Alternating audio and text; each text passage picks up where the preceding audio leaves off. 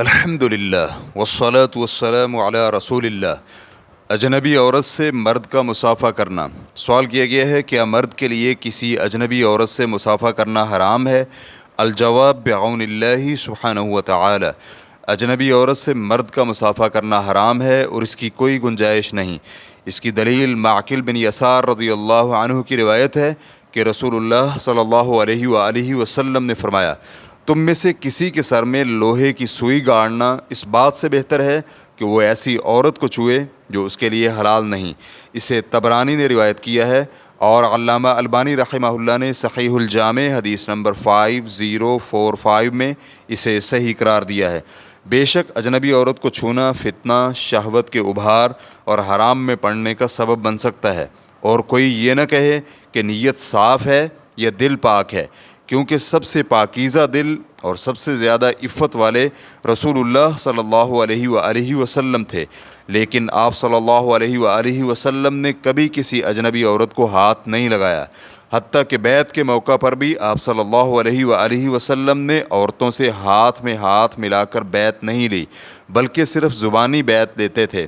سیدہ عائشہ رضی اللہ عنہ بیان کرتی ہیں کہ جب مومن عورتیں رسول اللہ صلی اللہ علیہ وآلہ وسلم کے پاس ہجرت کر کے آئیں تو ان کا امتحان اللہ تعالیٰ کے اس فرمان کے مطابق لیا جاتا، یا ایہا النبی اذا جاءک المؤمنات یبایعنک علی الا یشرکن باللہ شیئا ولا یسرقن ولا یزنین، اے نبی جب تمہارے پاس مومن عورتیں آئیں کہ وہ اللہ کے ساتھ کسی کو شریک نہیں کریں گی، چوری نہیں کریں گی اور زنا نہیں کریں گی۔ سورۃ الممتحنہ آیت نمبر 12۔ سیدہ عائشہ رضی اللہ عنہ کہتی ہیں کہ جو عورتیں اس بات کا اقرار کرتیں وہ امتحان میں کامیاب سمجھی جاتیں، اور جب وہ عورتیں اپنی زبان سے اس بات کا اقرار کرتیں تو رسول اللہ صلی اللہ علیہ وآلہ وسلم ان سے فرماتے، جاؤ میں نے تم سے بیعت کر لی۔ اللہ کی قسم رسول اللہ صلی اللہ علیہ وآلہ وسلم نے کبھی کسی عورت کے ہاتھ کو ہاتھ نہیں لگایا، بلکہ صرف زبانی بیعت لیتے تھے۔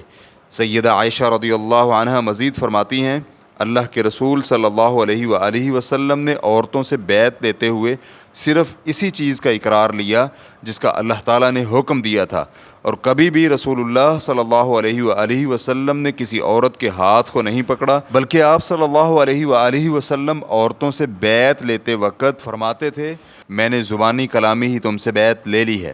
سیدہ فرماتی ہیں کہ جب کوئی عورت ان شرائط کا اقرار کرتی تو رسول اللہ صلی اللہ علیہ وآلہ وسلم اس سے زبانی فرماتے، میں نے تمہاری بیعت قبول کر لی، اور اللہ کی قسم آپ صلی اللہ علیہ وآلہ وسلم کے ہاتھ نے بیعت کے وقت کبھی کسی عورت کے ہاتھ کو نہیں چھوا۔ ریفرنس کے لیے دیکھیے صحیح بخاری حدیث نمبر 4512 اور صحیح مسلم حدیث نمبر 3470۔ ایک دوسری روایت میں ہے کہ آپ صلی اللہ علیہ وآلہ وسلم عورتوں سے زبانی بیعت لیا کرتے تھے، اور آپ صلی اللہ علیہ وآلہ وسلم کے ہاتھ نے کبھی کسی عورت کے ہاتھ کو نہیں چھوا سوائے اس عورت کے جو آپ صلی اللہ علیہ وآلہ وسلم کی لونڈی ہوتی۔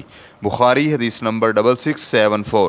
اور بعض مسلمان اس وقت سخت شرمندہ اور شدید جھجک محسوس کرتے ہیں جب کوئی غیر محرم عورت ان سے مصافحہ کے لیے ہاتھ بڑھاتی ہے، اور ان میں سے بعض لوگ عورتوں کے ساتھ اختلاط کے ساتھ ساتھ یہ عذر بھی پیش کرتے ہیں کہ انہیں اسکول یا یونیورسٹی میں ساتھ موجود کسی استانی یا طالبہ سے، یا دفتر میں ساتھ کام کرنے والی خاتون ملازمہ سے، یا اجلاسوں اور تجارتی ملاقاتوں وغیرہ میں مصافحہ مجبوری کے تحت کرنا پڑتا ہے، حالانکہ یہ کوئی قابل قبول عذر نہیں۔ مسلمان پر لازم ہے کہ وہ اپنے نفس اور شیطان پر قابو پائے اور اپنے دین میں مضبوط اور باحوصلہ ہو، اور اللہ تعالیٰ حق بات کہنے سے نہیں شرماتا۔ مسلمان شائستگی کے ساتھ معذرت بھی کر سکتا ہے اور مصافحہ نہ کرنے کی وجہ بھی واضح کر سکتا ہے، اور یہ بات بیان کر سکتا ہے کہ اس کا مقصد کسی کی توہین نہیں بلکہ اپنے دین کے احکام کی پابندی ہے۔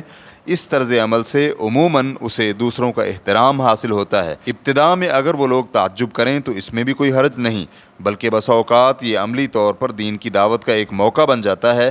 اللہ تعالیٰ عمل کی توفیق عطا فرمائے۔ واللہ تعالی اعلم۔ اسلام QA ریکارڈنگز مؤسسۃ الشیخ محمد صالح المنجد، المملکۃ العربیۃ السعودیہ، فتویٰ نمبر 2459۔ والسلام علیکم ورحمۃ اللہ وبرکاتہ۔